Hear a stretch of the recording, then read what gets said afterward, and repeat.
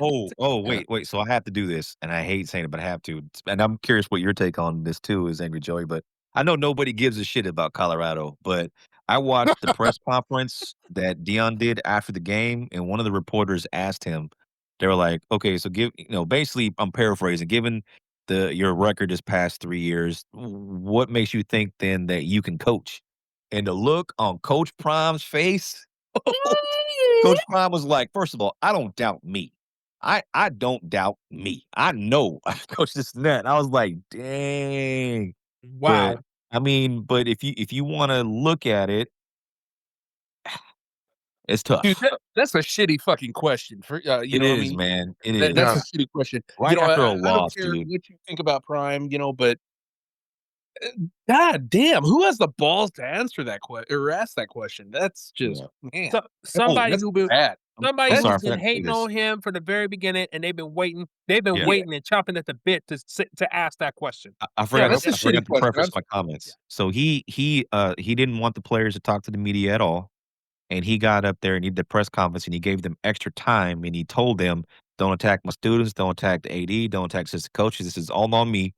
Attack me." And so he kinda invited it to save the rest of his team, eh, whole So team. reporter said, "Say less." All right. Yeah. Exactly, but what an asshole, you know? Anyway, I just wonder if y'all saw that. No, No, I I didn't didn't. see that, No, I but didn't. I mean, But wow. that's really poor reporting. I mean, my Yeah. god. Why do you have to try to throw a trap for somebody like that? That's especially when you're down. That's fucked up. I'm Yeah. sorry. I don't Yep. agree with that at all. Yep. But Yeah. Coach Prime's response to it was epic, man. I encourage our listeners and y'all to check out what his response was to that. Well, we know that you have a man crush on Dion, but Yeah, man. Hey, listen, damn. he is an awesome dude, awesome coach. I mean, like, I've been following him since Jackson State, and what he's done to players that the media don't even know about. He's the polar opposite of what Brian Kelly is. Polar opposite. I'll give you He that still for keeps in sure. he Well, still uh, keeps in yeah, touch with some of Yeah. his athletes that he coached in high school I and think make sure they're anybody can do good. that. Yeah. He makes sure they're going to college. He makes sure that they're doing what they need to do. Like, man, the dude is he's what you want in a football coach. Hell, if Lincoln Riley don't work out, and USC should go after his ass. But does he have the X's and O's? That's the He question. does. His staff is pretty good, man. He just doesn't have the talent. I mean, honestly, I'm not excusing him, but that quarterback position. Let's start there. Oh my God, it's atrocious, man. You can't win right now. What do you think they're gonna do to fix that situation? I mean, Well, do they have the capability to recruit, yeah, they got Juju. a top tier quarterback? Yeah, they got Juju. Juju was the number one. I think he was right, number one or number Yeah. three I think QB he was top 4. I know that. for sure. Yeah, and then they put him in the second half, and man, he threw a dime to one of their players. So it's there, but dude, he went to college at 17. He like what do you call it? You early entry, Earlier, I forgot the term, but yeah. but yeah, but Yeah, he's good, man. He has the and tangibles, but he just needs to be developed. in today's market, you're an NIL year away from going from least to best, So, that's We'll why I see think a about it. lot of these coaches have shorter and shorter leashes. They used to be getting 4 and 5 years to figure out their team. Now they're getting less than 3, 2 to 3 years. The turnaround is not what it used to be with the way the portal works. So Well, shit, it sounds an awful lot like the NFL. it does, doesn't it? Mhm. It does, yeah. Yeah, Auburn, they only gave Freeze, he was in his 3rd year. So You need Hugh at Freeze least got 2 years, yeah, right? Hugh 'Cause Freeze got 3 years, and he was kicked out in the middle of his 3rd year. So, damn, um, yeah, you don't get crazy. along. You don't get along now. You get a lot of money for being a head coach, but Yeah. man, the job security is shit. Yeah, and they were also asking the reporters were also asking if Juju was gonna choose the red shirt this year, and basically implying that he could hit the transfer portal, and go somewhere else. I was like, "Oh my god." But, we will in a second, Angry Joy, but, it was just one of those things that was just I don't know. But some good college football over the weekend, but I think this weekend is gonna be some pretty key things, but are we gonna talk about the CFP rankings right now? I just got one thing to say on that. Sure, go for it. Indiana, the same shit is gonna happen that happened last year. So, Whoa. Oh, okay. yeah, we All gotta right. Go get ahead. this. Okay. So right now, when I'm looking at what they posted, they have Indiana #2 quarterfinals. That's what they have Yeah. them as. Yes. Right? They're gonna Yep. get their ass whipped by Notre Dame or whoever else plays them. And when they make it to the finals, Indiana is not gonna go far at all. Do you really think they're gonna be able to beat, let's say, Ole Bro, Miss or Texas bro, A&M? Well, brother, I don't hold think on. you've been watching enough Indiana this year. Yeah, I have been. I'm just I was not about to. sold. Yeah. Man, they've been Hold whooping on. the ever living See, dog shit out of people. yeah. Yeah, but Now okay, let's. who's the top 2 teams that they've actually beat? Sorry, Hater. Go ahead. Okay. So I understand I understand the argument you're trying to present right now, but all I'll say is this: one, the story's not over yet. If everything holds, it will be Indiana and Ohio State for the Big Ten championship. Okay. Mhm, mhm. If Indiana takes out Ohio State in the Big Ten championship, I think that will silence any doubts that anybody has about Indiana right now. If Okay. they beat who now? If they beat Ohio State, because Oh, they okay. will, yeah, because they will have to meet in a Big Ten championship. Yeah, Okay. Yeah. I'm Now, following. as far as definitive wins, they beat at the time top 69-7 or some stupid score like 63 that. 63-10 Illinois. Yeah, 63-10. Right. Then they followed that up and went to Oregon and beat them Mhm. by, I think it was like they beat them by like 20. Yeah, So it was a those are big that's man. their signature wins on the season Illinois so and far. Oregon. Yeah. Illinois and Oregon. Oregon was number 3 in the country at the Yes. time. Now Oh see this God, now y'all this now falling this into the kind of trap. no. See, but here's the problem. This kind of points to what I talked about ever since the start of the season. I talked about this about the perception of one conference versus another. You're making that opinion about. I find it funny that you're making this opinion about Indiana, but you didn't have the same opinion about Vanderbilt. Now, why is that? Because because even an SEC South team is See, better there it is. than an ACC #2 or 3 team, in my See, opinion, or see, even half of the Big Ten. see, Vanderbilt could smoke them all. see. There you go. See that Oh, I that's would even that's tell you exactly that why. Vanderbilt could probably beat Ohio State right now. Look, I'll say this. I don't think that their record I don't think that the people that they played is that impressive, other than Illinois and Oregon.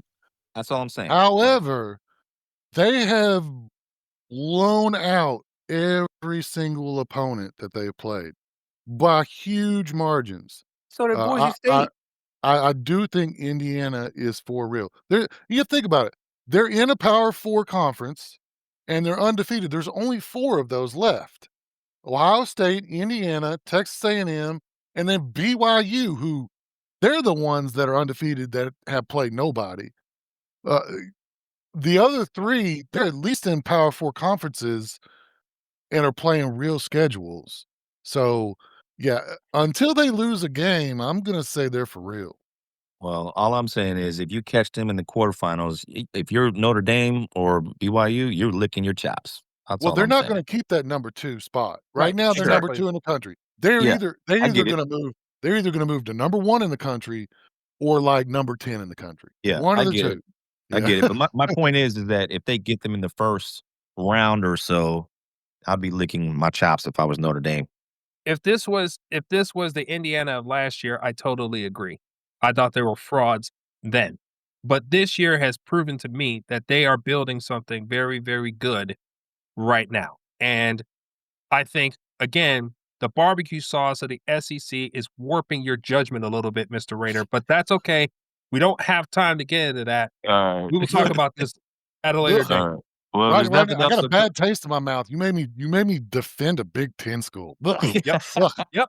That's how Well, look, outrageous tell you, that statement was. Yes. Yeah. I want y'all to remember this conversation, okay? Because you all falling for the trap. That's all I'm saying. But anyway, Okay. I, There is I no know trap. we have some The trap NFL is to in the wrong cover. place. But go ahead. I know we got some NFL to cover, so go ahead. Eric. Yeah. All right, y'all. So to recap week 9, I think one of the bigger surprises of the week, we had the number 5 Kansas City Chiefs go to Buffalo, and they took a L.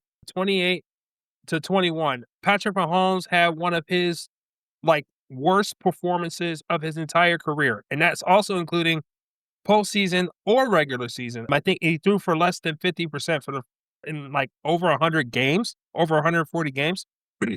And Josh Allen, I think he missed all of 3 incompletions in that game. And the Chiefs running game was non-existent. And for the first time, Patrick Mahomes could not put on the Superman cape to deliver them without a running game. So the question I have for the panel is, can the Bills get over the hump of the Chiefs when it counts?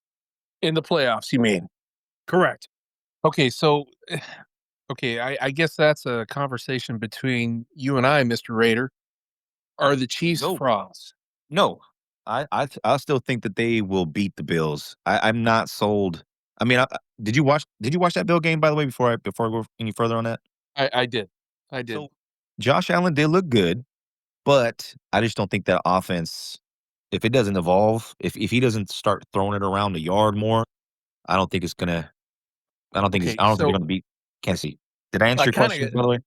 well, I kinda Yes. agree with you, in the sense that I would like to see a better running game from the Bills, Yeah, which I think that is severely lacking with the Chiefs. absolutely, absolutely. Uh, and not only that, but I think that the passing game from both teams is just curious. I mean, outside of Dalton Kincaid and who the hell do they have on the Chiefs now that's actually healthy aside from Rashee Rice?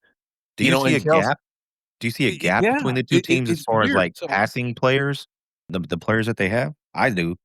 Yeah, well, receiving. I Yeah. do, but I do honestly see, I think that as far as the defenses are concerned, they're at an impasse. I think that I think that both defenses are good, but the offenses are an enigma.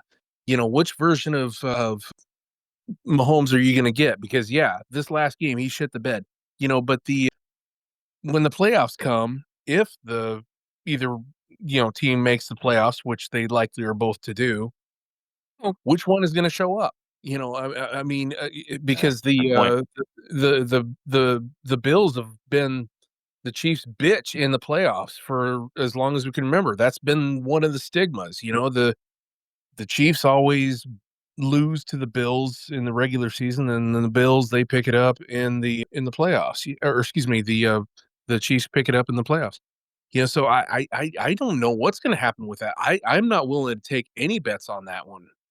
I'll say this: the heart of this conversation really revolves around Keon Coleman.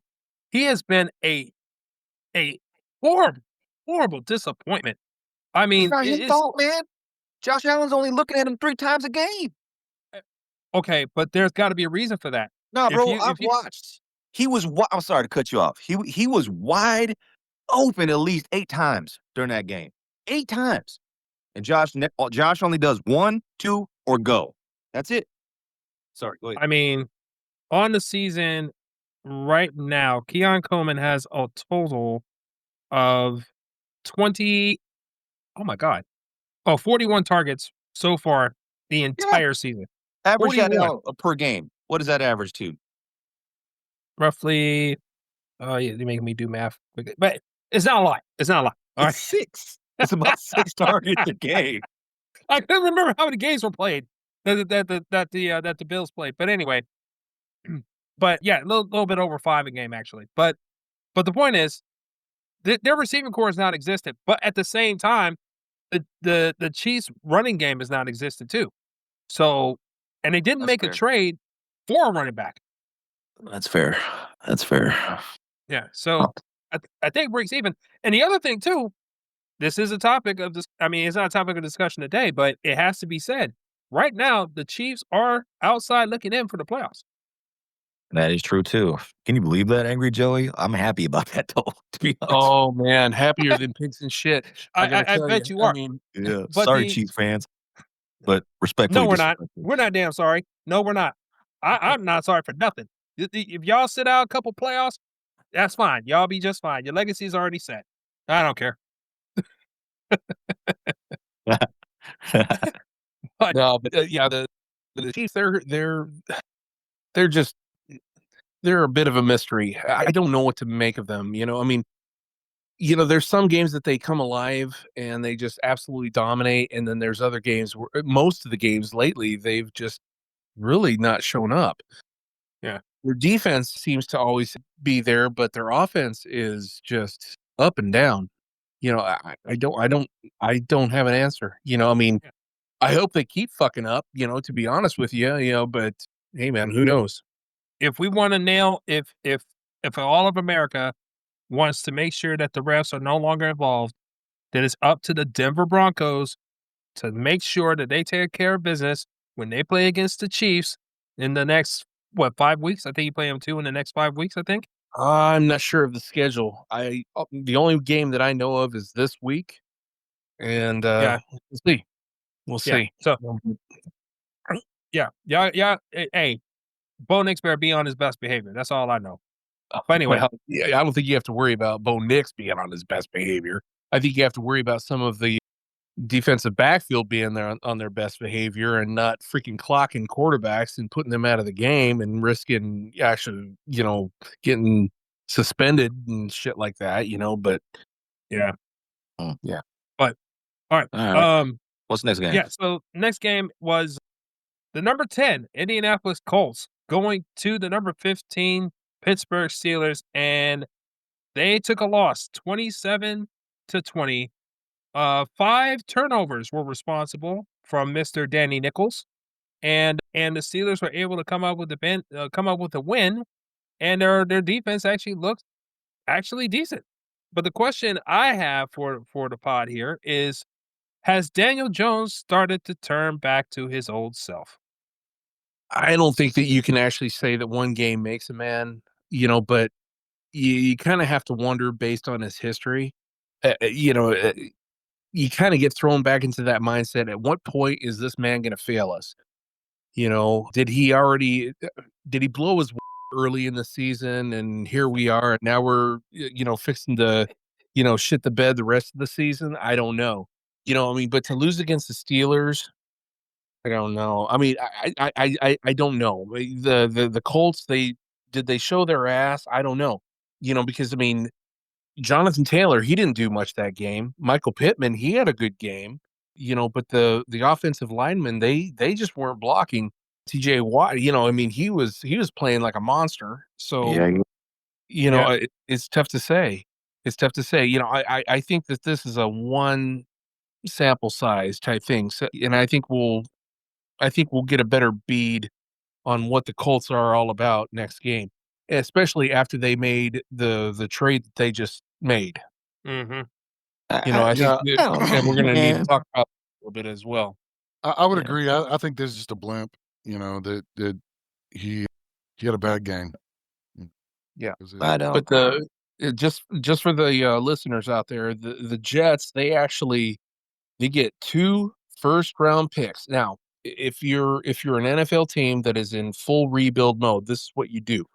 You get 2 first-round picks and a player, and the Colts got Sauce Gardner. Okay, so in order to get better, you have to make some massive moves, and I think that that's what the Colts did. I think they're all in on this year, it seems. Not to bring up old wounds, but what did the Cowboys get from Micah Parsons? 2 firsts and Kenny Clark. Yeah. Yeah. Just saying. I'm just Yeah. saying. Well, So and you the are you Cowboys throw moves kind of solidified their mistake. But go ahead. so let me get this straight, Mr. Raider. Are you throwing shade on your side piece? First of all, one thing, that man. The second thing is, no, man, because look, could it be a blip? Sure, but I don't know. I want to see a whole season from Danny Nichols. Let's see what he can do because he's done it in the contract year, but the following year he went back to being a turd. So I'm not sold on it. Well, Angry Joey, I would throw out the middle finger at you because you basically stole my thunder, because that was going to be my question for Mr. Raider, to give one last opportunity to probably take back his side piece, given the fact that the side piece decided, to get, they got off the drugs, right? They got off the drugs, they got their credit together, they're going to church, and they got in shape. and they trying to look at you, and they slipped you, they passed you and bought you a drink, and they're trying to say, "Hey, The you know, devil is a lie. I got a room key for you. I got a room Well, key for you. so let me speak You on go this one ahead, more time. go ahead and get up out that Raider hotel, Let me speak on this one more time. Look here. I've been a lifelong Dodgers, lifelong Trojan fan, and I was all down Raiders when they were in LA, and then they moved back to Oakland, which I understood. And then when they left, it broke my heart though.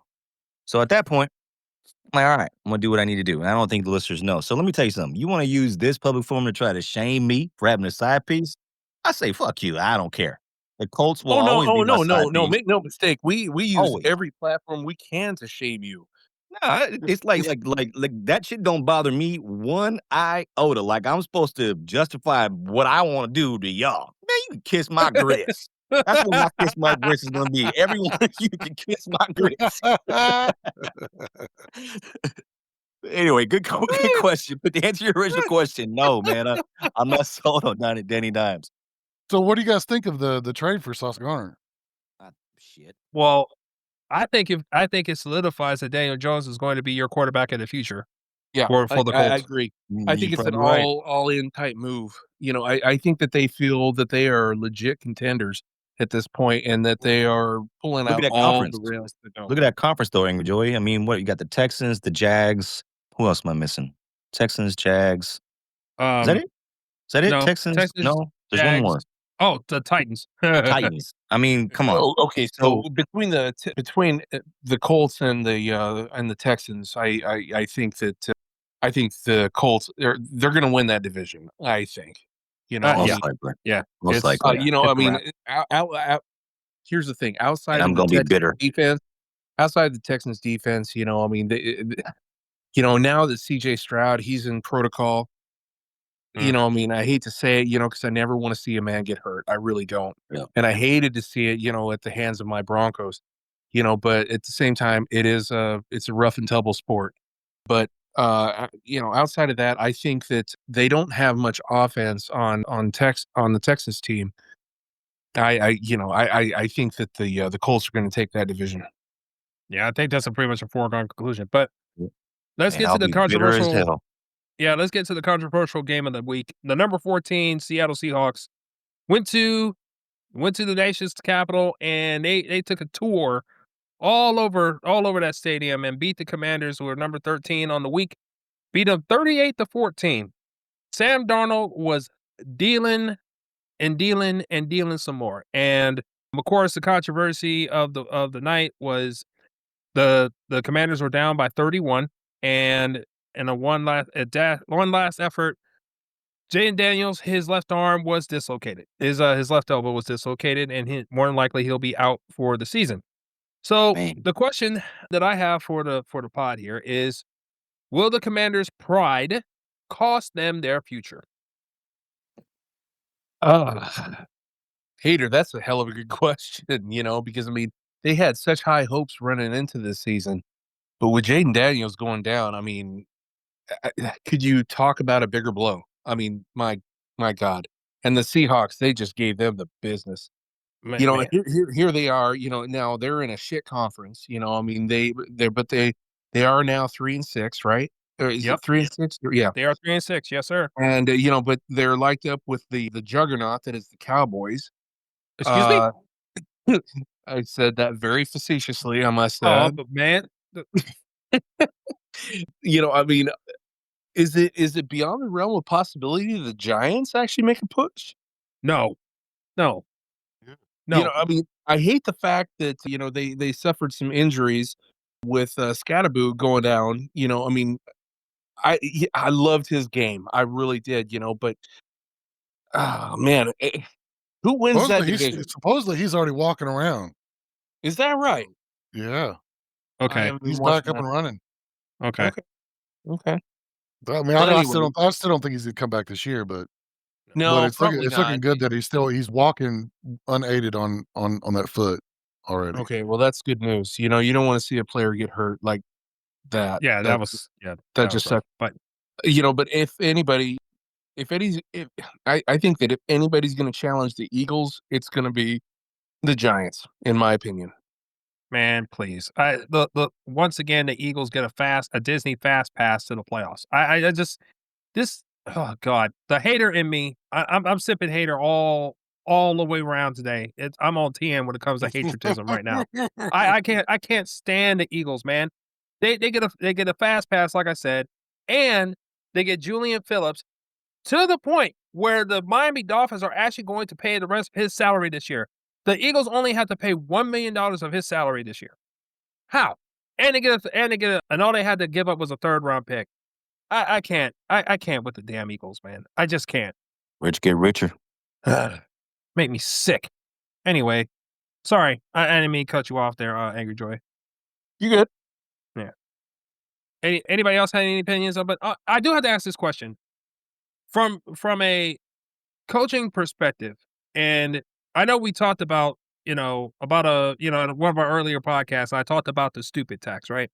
Uh-huh. Well, I feel like that Dan Quinn is suffering from the stupid tax too. And the reason why I say that is he actually believed that he could actually come back from 31 points down with 7 minutes left to go in the game. And the reason why I feel like he thought that way was because he's still traumatized with the 28-3, giving up all the draws that he gave up to the New England Patriots when he was the head coach of the Atlanta Falcons in the Super Bowl.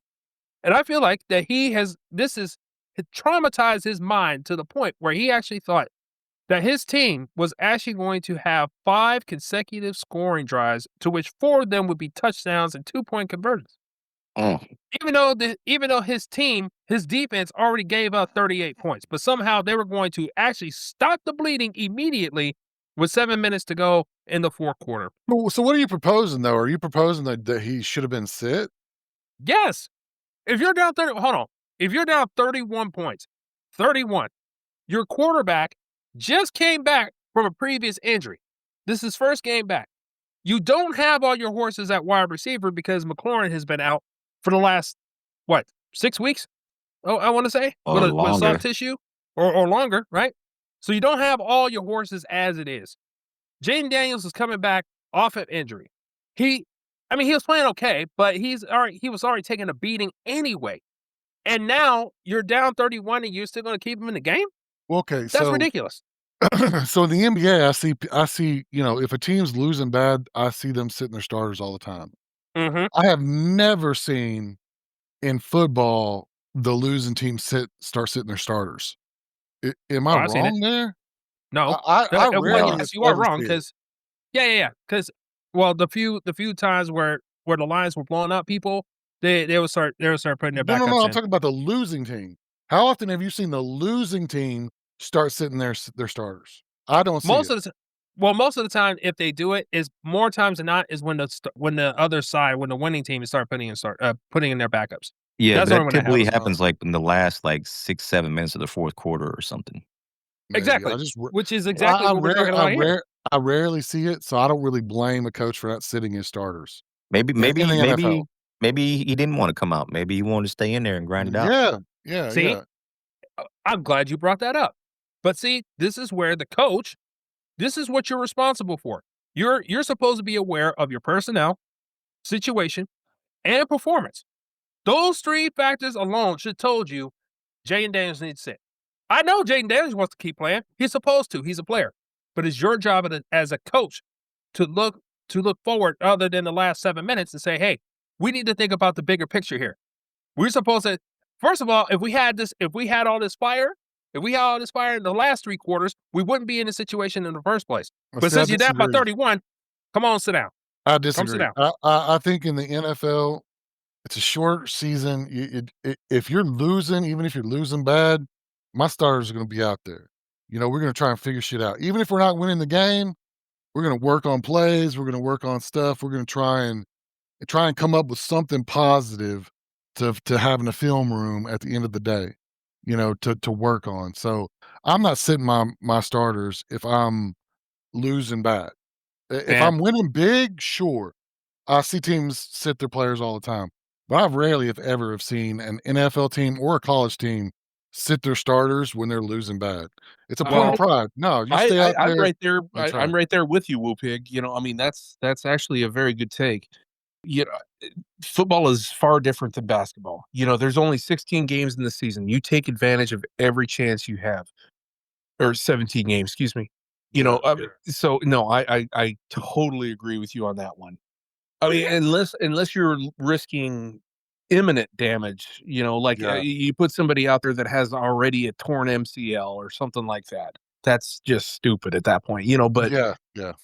but if you're just playing hurt instead of injured, then no, you get your ass on the field and gut it out. Prove to me something at that point. Yeah. I get I it. agree. Okay. All right. Well, I'll tell you what. If there's this, I will say this, Angry Joey.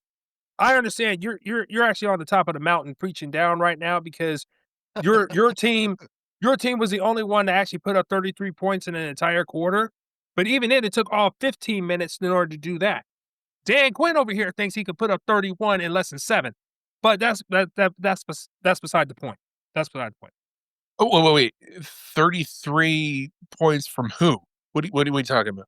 The Bronco game. We all came back and Dude. beat the Giants. Dude, you're falling for it. That one. I was Yeah. gonna say you're back a week, dude. They actually played the Texans this last week, and they only put up 18. That's where you had me lost. Oh, no, my bad, Angry Joy. I thought you were setting him up, be like, "Oh, I don't know what happened." Yeah. That's what I thought you were doing. My bad. I'm talking about the once and literally the first in NFL history to ever happen that just happened 2 weeks ago, but Dan Quinn thinks he can do it again in 2 weeks. No, that's not. Come on, like No, we knew that come wasn't on, gonna. man. The Texans defense is legit. Let's face it. I kind of figured that it was going to be a slugfest against the Texans, and it was. And it took a last second field goal. And ironically about that game, it's interesting, Gil, because the only 2 losses that the Broncos have suffered this year were because of last second field goals. Yes. So it seems only fitting over the last few weeks that the Broncos actually put it together in overtime, or either in overtime or last second field goals to actually prevail. But I gotta admire the Texans. They put it was a hell of a game. But thankfully for my Broncos, they came up short.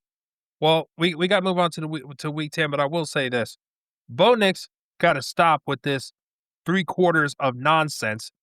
He can't keep doing this. You got to play more consistent football if you want to take down the monster that is the Chiefs, man. That's Agreed. You got to play quit playing grab ass, in the first 3 quarters and then putting it together at the last second. Eventually it's going to catch you. right. Exactly. And it's getting too late in the season. You're absolutely right, Hater. And maybe that's one of my next stats is that I need to pull down is what kind of statistics do the Broncos have offensively in the first 3 quarters versus the last quarter? Because the last few weeks, unless you have that already, I don't have it. I don't have it. I was thinking about pulling that together, but next pod I got that for you. I got that for you. Yeah, I think that might be very, very interesting. Now, those numbers might get skewed after this next week. Just saying. But I'll leave that out. I can easily ask that part out. I won't. We won't talk.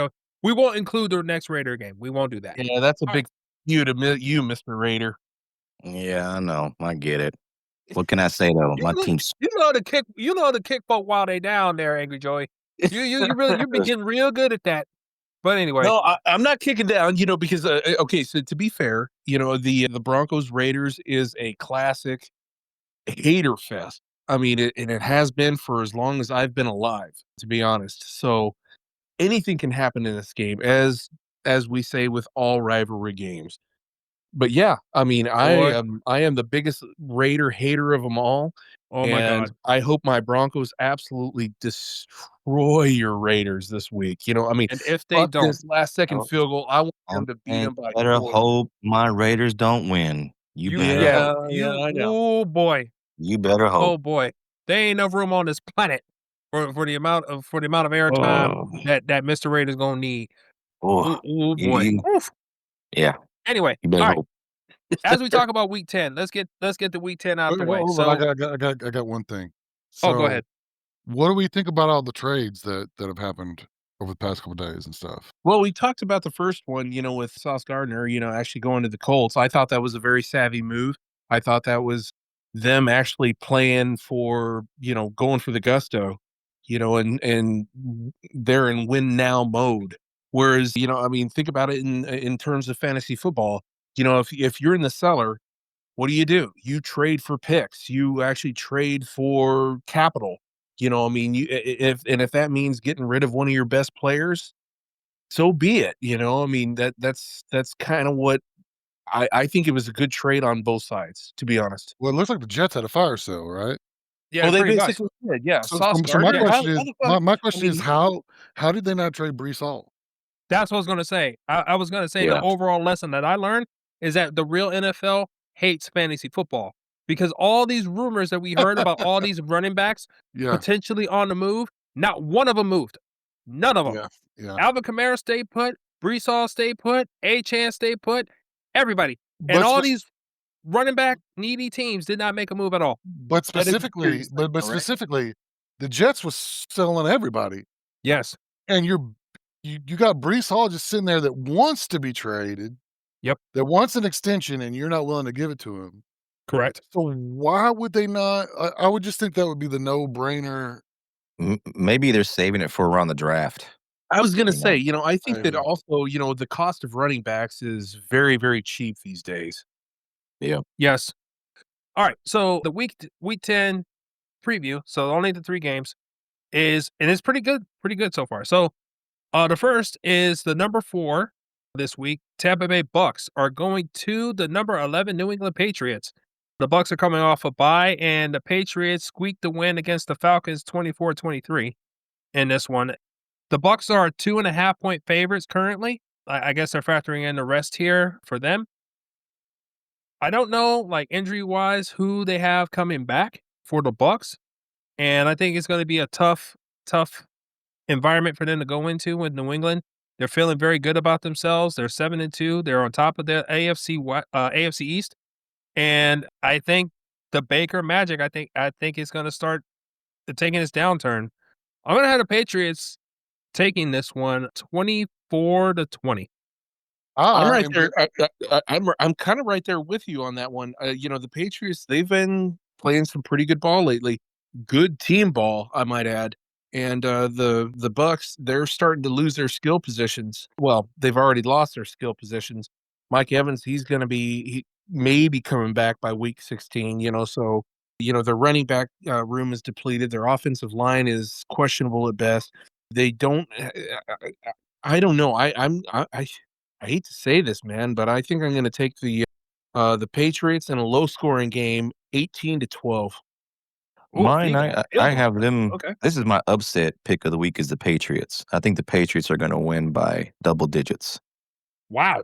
Okay. Double digits. Oh, all right. Wow. Yep. All right.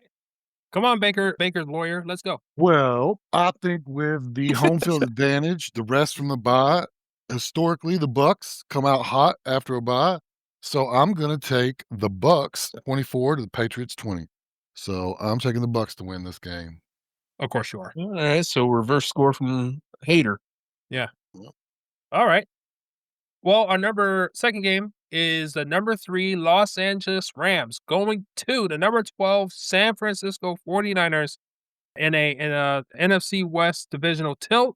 The Rams came off a very commanding win against the New Orleans Saints last week, and the 49ers took care of business on the road against the New York Giants. The Rams are 3.5-point favorites here, and I'm not sure who's going to start for the 49ers. I know Mac Jones has been dealing with a lot of injuries over time, but they have not. I think they've just been biding their time for Brock Purdy to come back, and I think he should be able to make the start. But regardless, the Rams are just a well-oiled machine right now, and I think the abundance of defensive injuries for the 49ers will actually come to a head here with a potent Rams offense. So I have the Rams winning this one. I'm going to give him 28-24. All right. I'm not hating that at all. Is Puka coming back on this one? He should be. Well, I saw questionable. Yeah, Yeah, it's not I don't. questionable. So Here's the thing, that does matter, but either way, I actually see the Rams actually winning this one, and I'm going to give it, oh goodness, 21-28 Rams. I got the Rams winning this one by a touchdown. I have the Rams winning 30-23. They're favored for a reason. I think with the 49ers, their injuries are going to catch up to them. Oh, by the way, the other reason I'm picking the Bucks is, and I really hope this is true, but I think Bucky Irvin's coming back. So, Interesting. mhm. Okay. Yeah. It won't change my pick at all. All right. And the last game is going to be on Monday night. The number 2 Philadelphia Eagles and all their newly acquired toys go to Green Bay to take on the number 9 Green Bay Packers. Shockingly, the Green Bay Packers are the 2.5-point favorite currently. The Eagles are coming off a bye, while the Packers got embarrassed by losing to Carolina 16-13 last week. Jordan Love looked like absolute booty cheeks. And now you got the Eagles coming in, the reigning defending champions. I don't understand what the odds makers are seeing here. I got the Eagles coming in there and putting the beat down on the Green Bay Packers, 30-21. Okay, I gotta agree with you. I don't get the odds there. I totally figured that the Eagles would have been the favorites in this one. I think that especially coming off of bye, and that gives a little bit of time for their playmakers to actually get their health back. I see the Eagles actually winning 34-17. Hmm. I got the Eagles winning this one. I think it's going to be a close game. I think it's going to come down to the last 2 minutes. So I got them winning by a field goal. Okay. I have Green Bay winning this game. I think that they're going to win 27-24. I like Jordan Love. I think that he's playing confidently. I know they had a bad game last week, but I think they're going to rebound this week. And they are at home. And Jordan Hare, is that the name of their stadium? Is it Jordan Hare? Lambeau Field. Is it Lambeau Field? It's a hard place to play in Green Bay. So, yeah, I'm going to give it to the Packers 27-24. All right. Well, okay. That takes care of our Week 10 preview. So that puts us to our sleepers, studs, duds, and upsets. Reason.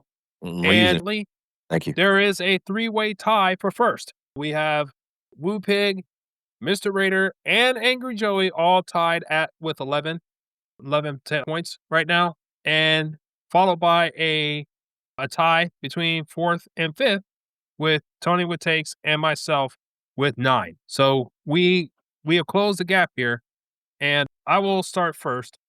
And my sleeper of the week is Theo Johnson, tight end of the New York Giants. He's been slowly building up his rapport with Jackson Dart, especially Did with you just say Theo Johnson? I can't let you do this. I can't What? let you do this. What's the All problem? this shit you've been saying about Theo Johnson. Look, He's man. being passed around. Look, man. He has been passed around like a Yo, first you choosing Aaron Rodgers. Now you doing this whole Theo Johnson thing. I'm just sitting back amazed, bro. Sorry. Go ahead. you know what? Oh, and so I'm trying to for keep the my audience composure. here, I mean, we Gotta have say, come we on, have Angry Joey. actually, well, no, I was just going to point out the fact for the audience that we actually have video on Hater over here, and he actually has his middle finger up at Raider right now. That's absolutely hysterical. You can't buy this kind of entertainment. I'm just saying. Look, man. This look. NFL makes some strange bedfellows sometimes. Look, all I know is I'm just looking at the numbers. I'm trying to pull wins, okay? And it is what it is. Theo Johnson's playing against Chicago. Chicago's defense is absolute booty cheeks. And the only receiving option that Jackson Dart has is Theo Johnson. That's the only reason why I'm picking him. And that still doesn't change the fact that you don't trade a quarterback for a tight end. It just doesn't happen, especially a guy who we didn't even know who he was until the last 3 weeks. Anyway, moving along. My stud of the week. My stud of the week is wide receiver Zay Flowers. Now, they're going against Minnesota. They're on the road, but the only reason why I'm picking him is because I traded him recently to my opponent this week, So I'm pretty sure he's going to have a blow up game because of it. That's the only reason why I'm picking him. And my dud of the week is wide receiver Emeka Ibuka. Now, biggest reason why is because again, the Bucks are going up against the Patriots, and and since he's the only wide receiver left, that means he gets Christian Gonzalez of the New England Patriots. Now, Christian Gonzalez is only going to be upset because Drake London came away with 3 touchdowns last week, even though they won the game. So he's going to be pretty pissed off. So he's going to take his anger out on Emeka Ibuka. He's going to have a booty game. And my upset of the week, I already talked about it. I got the Eagles. They're getting 2.5 going to Green Bay. It will also help me and my Lions fandom if they go ahead and take care of business against Green Bay. So that's what I'm banking on. So those are my picks. And since we have a 3-way tie for first right now, between the 3 of you, the only person that actually got a point last week was Mr. Raider. So I'm going to give it to him. You're up. Well, I appreciate that. All right. Well, so my sleeper is going to be Jared Goff, and then my stud is going to be Kyron Williams, and my dud, I'm just going to keep it simple, AJ Brown. And I already said my upset was the Patriots. Got that? Okay. That's it for me. All right, cool. So, and we're going to go with Angry Joey here. You're up. Okay, let's see. Let me pull up my list here. Okay, so for my stud, believe it or not, I mean, I got to go with J.K. Dobbins versus the Raiders in Denver for obvious reasons. I hate to be a homer, I mean, I No, you don't. that doesn't No, you hate don't. that, but I think that there's some running lanes that's going to open up in that one. My dud is, let's see here, is gosh dang, McGonaghy. Is that his name? McConaughey. Yeah, McConaughey? McConkey. Yeah, no, Kyle Oh, Menangai. Monangi. Menangai. Yeah, Monangai. Excuse me, I can't pronounce his name. And the reason being is because he is actually ranked 12th, and I'm looking for points. But Swift is likely to be coming back, and he's actually playing against the Giants. So I think that if he does play, he's going to be a dud based on his current ranking. So I know that's a shitty move to make, and I know that Tony would probably give me all kinds of hell over that one, but whatever. Him. The other one is my sleeper is Marvin Harrison. I think that he really started to show some true colors, man. I think that he's starting to come into his own. I think that he's going to be doing good, even though he's going to Seattle, which is a tough place to play. I think that could be good. Whoopig, go ahead. You go ahead and give us your picks while Angry Joy is trying to find his glasses. All right. So my sleeper of the week is Romeo Doubs. He's the reliable red zone weapon for Green Bay in their offense. The Eagles secondary, they remain a weekly target for fantasy managers. They've allowed the 3rd most fantasy points for wide receivers this season. So I think Romeo Doubs is going to have a really good week. My stud of the week is Michael Pittman Jr.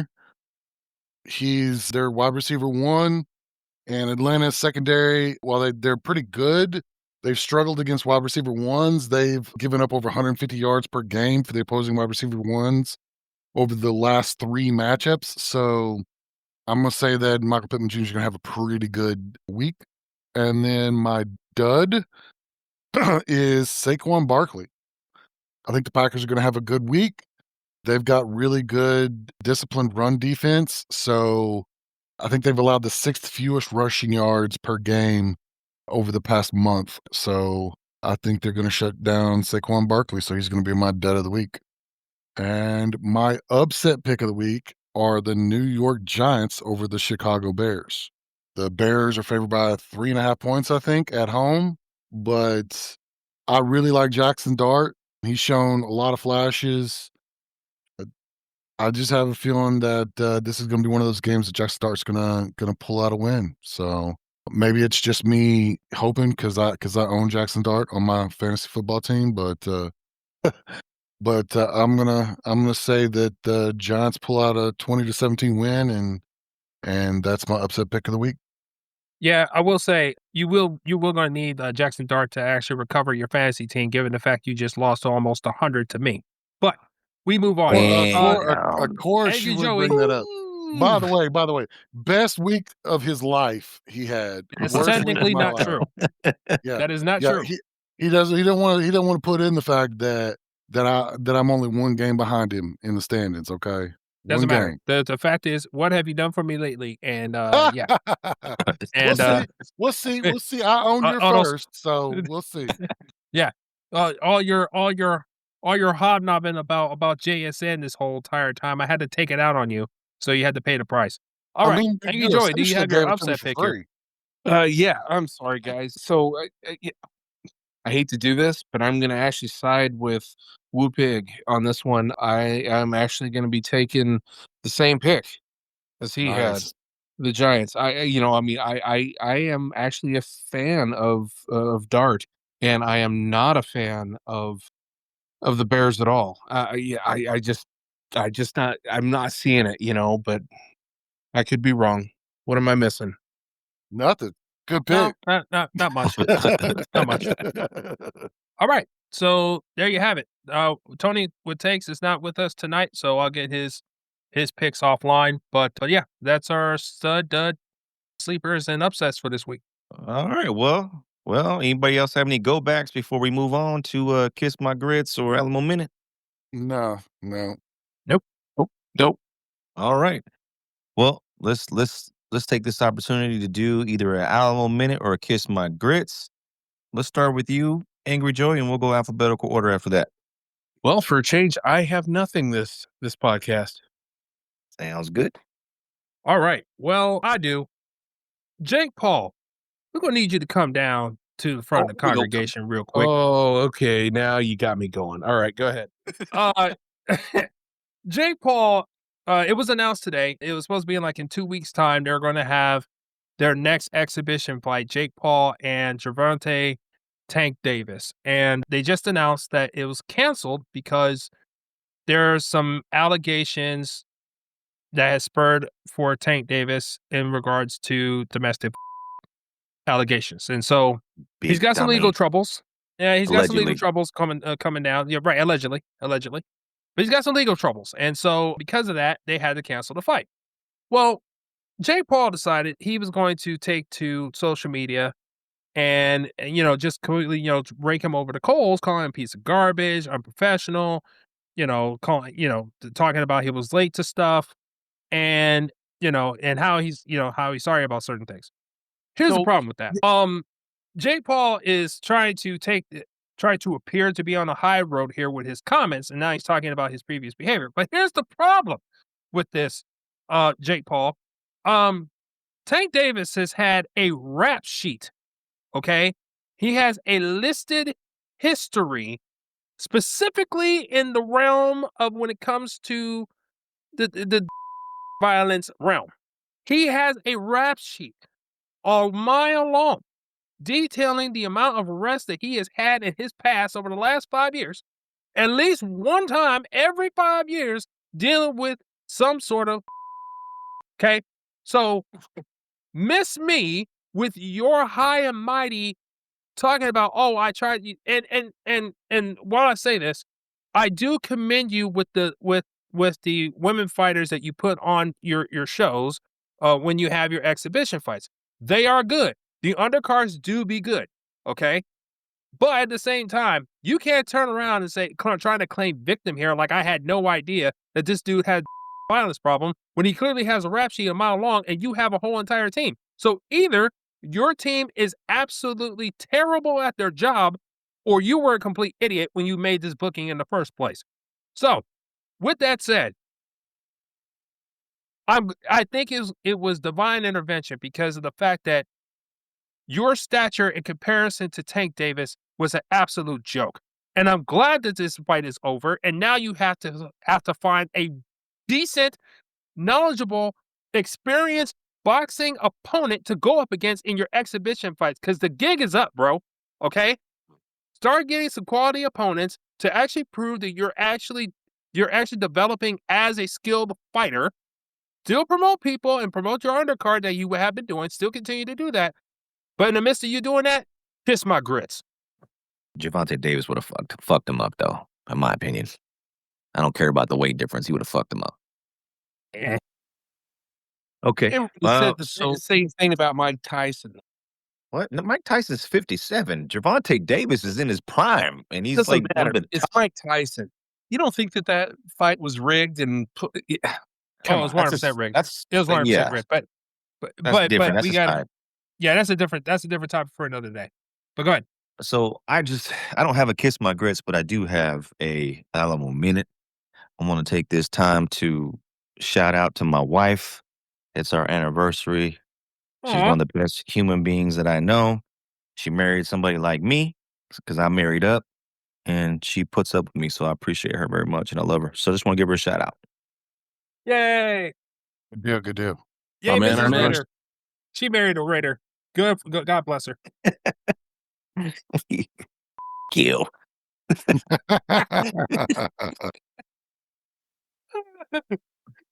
All right, Woo Pig, what you got, bro? Oh, okay. I just got a shout out to Austin Reaves. He made history this week. He's the first person to throw an alley-oop to both father and son in the NBA. So he threw an alley-oop this weekend to Bronny Jr. and when they were playing against, I think it was Minnesota. So that's the first time that somebody has thrown an alley-oop to both a father and a son. So shout out to Austin Reeves making NBA history up in here. That's a stupid stat, dude. Like, what? That's so stupid. I'm Hey, it might waiting for be Angry stupid, Joey but to it's never blast you been on that one, done. but that was stupid. Oh man, that's fun. My God, we're gonna end on that. You know what? Oh. I gotta kiss my grits. Kiss my grits. To whoever came up with that stat can kiss my grits. It was Okay. Austin Reeves himself, actually. He was like, I gotta Aw. be the first player that's thrown an alley-oop to father and son. And then they did the research, and it's true. He is. So God, whatever. And you didn't get congratulations yourself to in the Austin record books, Reeves. huh? Yeah. All right. Well, that's it then. So before we sign off completely, Hater, let them know what the socials are and how they can reach us and watch our content. Yes. So if you want to listen to us, podcast form, you can catch us on Apple, Spotify, and Overcast at the 210 Show. If you want to check us out on YouTube, we are at the 210 Show Pod. So while you're there, please leave a like, please subscribe, hit the ring button, the bell, so you get notified when we drop the new podcast. We also have the link to our Discord channel over there as well. And if you want to hit us up on email, there's j@the210show.com or Hater, H8R with FAQS at the210show.com. Perfect. All right. Thanks everybody for listening and your support. Shout out to our listeners. God bless. Good night. Take care of each other. Bye-bye.